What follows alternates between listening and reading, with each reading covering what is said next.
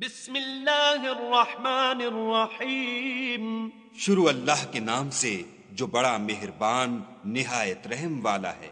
سبح اسم ربک الاعلی۔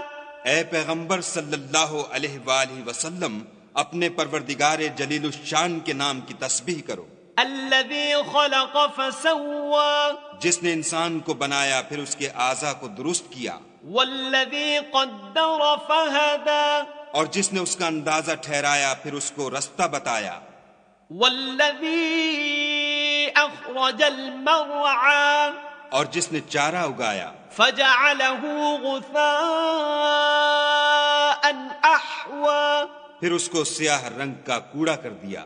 سنقرئک فلا تنسى۔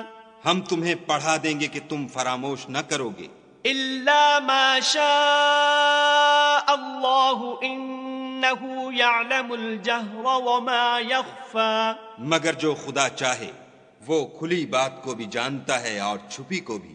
وَنُيَسِّرُكَ لِلْيُسْرَىٰ۔ ہم تم کو آسان طریقے کی توفیق دیں گے۔ فَذَكِّرْ إِن نَّفَعَتِ الذِّكْرَىٰ۔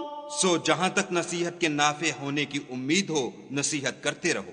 سَيَذَّكَّرُ مَن يَخْشَىٰ۔ جو خوف رکھتا ہے وہ تو نصیحت پکڑے گا۔ وَيَتَجَنَّبُهَا الْأَشْقَىٰ۔ اور بے خوف بدبخت پہلو تہی کرے گا۔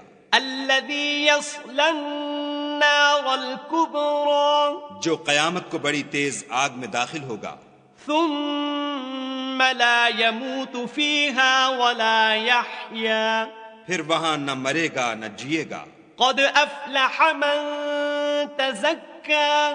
بے شک وہ مراد کو پہنچ گیا جو پاک ہوا۔ وَذَكَرَ اسْمَ رَبِّهِ فَصَلَّىٰ۔ اور اپنے پروردگار کے نام کا ذکر کرتا رہا اور نماز پڑھتا رہا۔ بل تؤثرون الحیاة الدنیا۔